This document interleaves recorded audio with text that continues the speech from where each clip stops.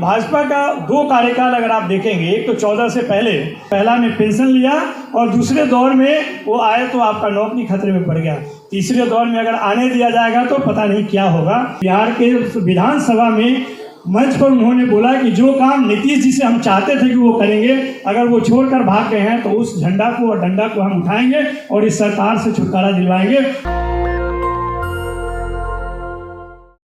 जो सबसे जिसकी आबादी बड़ी है उसके जो रिप्रेजेंटेटिव हैं यहाँ पर बैठे हुए हैं और उन्हीं का भविष्य आज सबसे खतरे में है। जिनकी आबादी लगभग 65% है, वो यंग इंडिया, उसमें एक सरकार ऐसा हिम्मत कर रहा है कि उनके भविष्य के साथ खिलवाड़ कर रहा है। ये सबसे चिंता के विषय है। लेकिन भाजपा का दो कार्यकाल अगर आप देखेंगे, एक तो 14 से पहले जो 1999 से 2004 तक के समय में आए थे, जिस समय हम लोग नौकरी के द्वार पे थे, शिक्षा पीएचडी में थे और उस समय नौकरी प्राप्त करने के लाइन में थे। तब पता चला कि उस समय जिनको नौकरी मिलने वाली थी उनका पेंशन गायब हो गया और कहा गया कि नौकरी तो मिल जाएगा लेकिन पेंशन नहीं मिला आपको। न्यू पेंशन स्कीम आया उस समय। और आज जब दूसरे दौर में आए, जो वादा करके आया कि 2 करोड़ नौकरी देंगे, उसके बावजूद भी वो नौकरी के पीछे पड़ गए। तो पहला ने पेंशन लिया और दूसरे दौर में वो आए तो आपका नौकरी खतरे में पड़ गया। तीसरे दौर में अगर आने दिया जाएगा तो पता नहीं क्या होगा।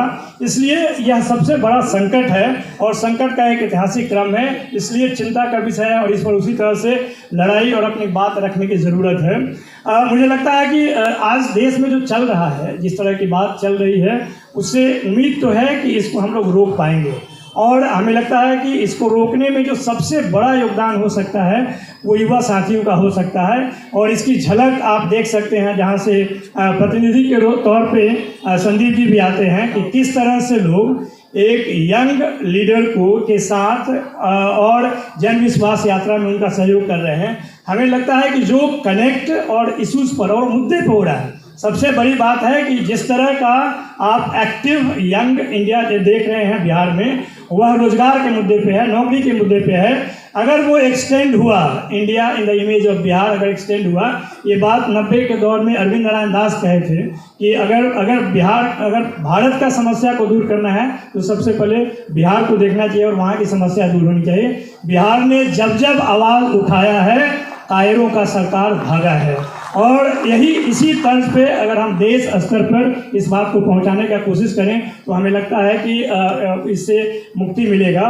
मैं जिस पार्टी को रिप्रेजेंट करता हूं, उसका इतिहास रहा है कि फिरका परस्त ताकतों से न कभी डरा है न कभी डरेगा और उनके सामने खड़ा होकर एकदम ज़बरदस्त मुकाबला किया है दोनों स्तर पे। मुझे लगता है कि जिस बात को हम बार बार गलतफहमी के शिकार होते हैं, हमारे मंच पर एक साथी ने बोला जातिवाद, तो साथियों इस देश में सारे वाद विश्व में है लेकिन जातिवाद नहीं है।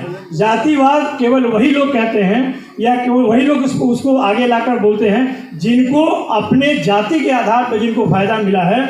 और जातिगत गैर बराबरी की जो लोग बात करते हैं, उनसे जब डरते हैं तो जातिवाद की बात करते हैं। जातिवाद नाम का कोई भी अवधारणा इस देश में नहीं है। जो लोग भी जाति की बात करते हैं वो जातिगत गैर बराबरी को दूर करने की बात करते हैं और वह संविधान संगत है। और मंडल कमीशन रिकमेंडेशन में खुले तौर पर लिखा हुआ है कि वह दूर होनी चाहिए, तभी जाकर एक समावेशी समाज का निर्माण हो पाएगा।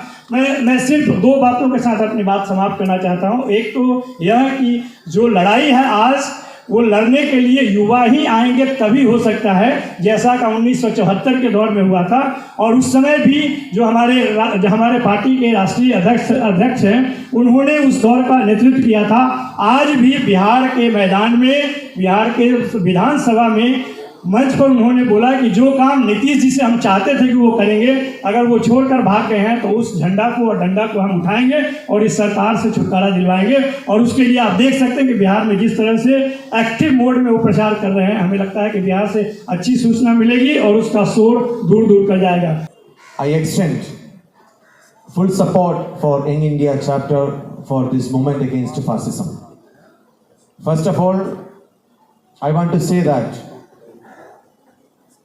I have to proudly say that I am coming from a state where there is no BJP MP and where there is no BJP MLA.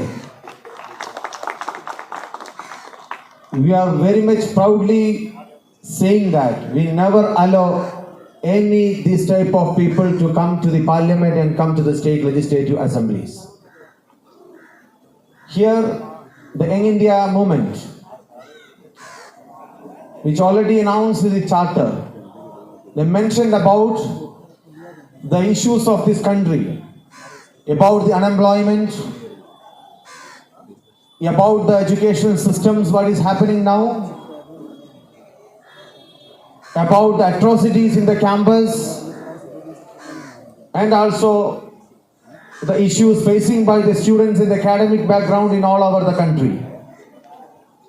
As you all know that, if you are evaluating the progress of our country, if you are evaluating our nation's proud, there had to be two scenarios. One is before 2014 and after 2014. Because our country has achieved a lot of things before 2014. And unfortunately, after 2014, these fascist forces tried to destroy all of the achievements made by our nations and made by our forefathers. So, this is the opportunity for us to be united against this fascist force, to stand united to fight against them. In 2024 elections coming ahead, it is very crucial for us. We are the youth and we are the students. We should have to lead. We should have to fight to bring back our real India. We are very much happy that in different parts of the states, the alliance are forming against them. We should fight against them. We should be more stronger and stronger, because our enemy is not a little one. Our enemy is more stronger. So we should have to be strong enough. All the agencies, all the medias, all other things they are hijacking and they are occupying with themselves. We know that we are there only for us. These students and the youth, they have to fight more. When you see the history of the freedom struggle of the country, we the students and the youth, in that time who fight against them, who really fought against them, they got our independence because we show our strength. This is such type of movement we should start in this coming month, because this is a opening. From this onwards, from this February onwards, from this February 28, we should start against a new fight. In coming 2 months ahead, we should be united. We should fight against this and we should bring back our dream India should be back. So, I take this opportunity to once again appeal you all, despite of all our differences in the opinions, our fight is against this fascist force.